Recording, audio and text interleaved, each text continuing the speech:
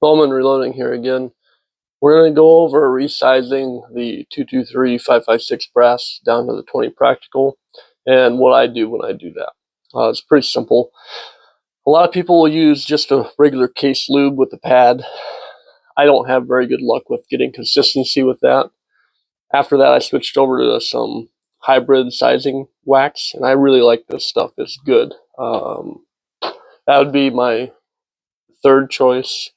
My very first choice is this stuff here, Imperial sizing dye wax. After that, one of the things I really like doing for my bulk stuff like this is I use liquid lanolin. It's a 1 to 10 or a 1 to 12 solution. And what I do is I mix it with rubbing alcohol, 90% or higher. So 10 parts rubbing alcohol, 1 part lanolin. Shake it up just a little bit. Give it a couple squirts. Shake this out. And now you just let that dry. Set that off to the side. I have one case here that I already lubed with the Imperial sizing dye wax. And the reason why I did that, let me set this down. The reason why I did that is because we're going to get the reloading press back up here. All right. And we're going to go through setting up the actual sizing die. What I'm using here is I'm using a 223 Remington small base die, and then I measured the case neck. Sorry, I got something in my throat. But I measured the case neck on how thick my wall is on my neck. Times that by 2 or add it together, whatever you want to do. And then your bullet. So we're using a 208, or sorry, 204. And then these are 11 thousandths of an inch thick. Add that together. 11 plus 11 is 22, and then 204, so 226. I have a 223 neck sizing die here. Not 223 the caliber, 223 the neck size.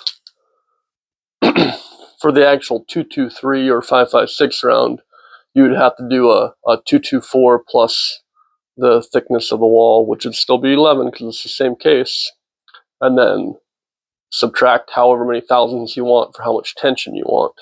But when you're setting this up, that's too much play in there. You're just going to tighten it down, back it off a touch. Still just a little bit too much. That's about perfect. You want it to float just a little bit, but you don't want it to be sloppy.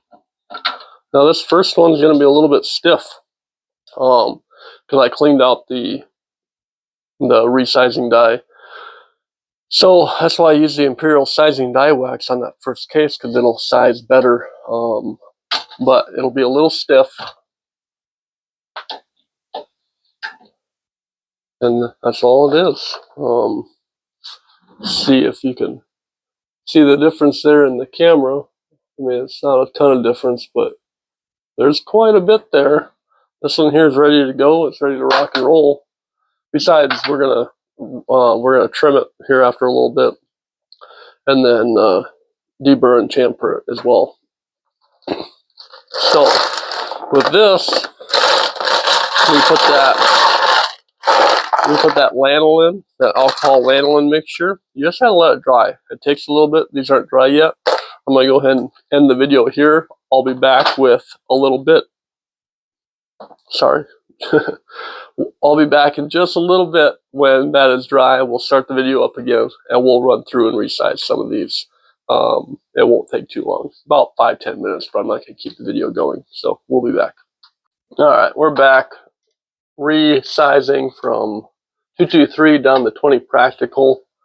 We're using the lanolin mixture on a Forester press.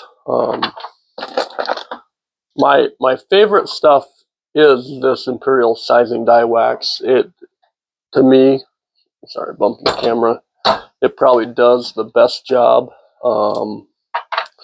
But this lanolin mixture is cheap It's easy.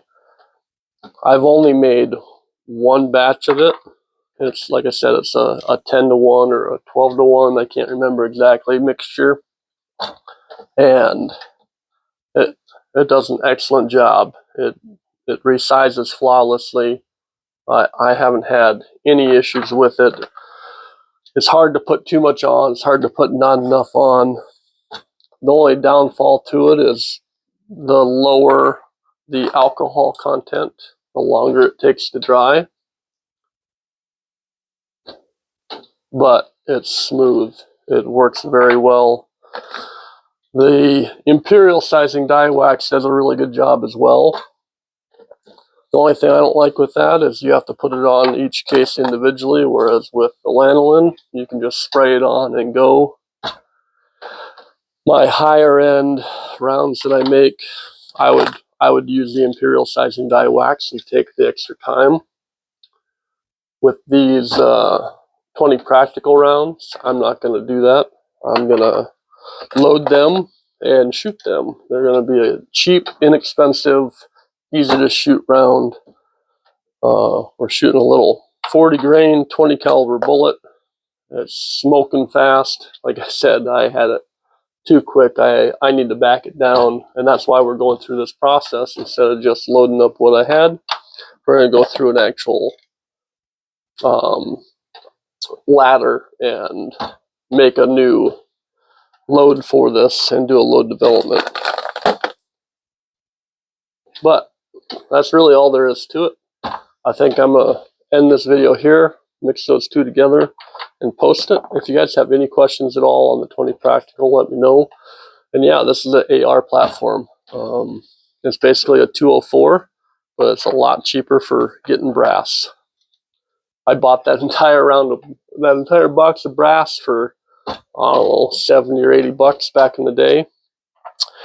And this is only 50 rounds out of it. It comes with 150 rounds, and I get to shoot the 223 first before I resize these. So, and don't get me wrong, I have a ton of 223 brass laying around, but I do not have a ton of 223 brass out of one rifle. And that's kind of what I wanted to start with. Same lot of brass, same rifle. That way, everything is consistent. It'll get me better results in the long run. Before that, I was shooting just run-of-the-mill federal brass that I had out of who knows how many different guns that I picked up at the range, and the gun shot really good that way. So this should tighten that up just a little bit. We'll slow it down just a little bit, maybe get it more around that 3,500 range instead of that 37 or 3,800 range that I had it at. And we'll just kind of play with it and see what it does.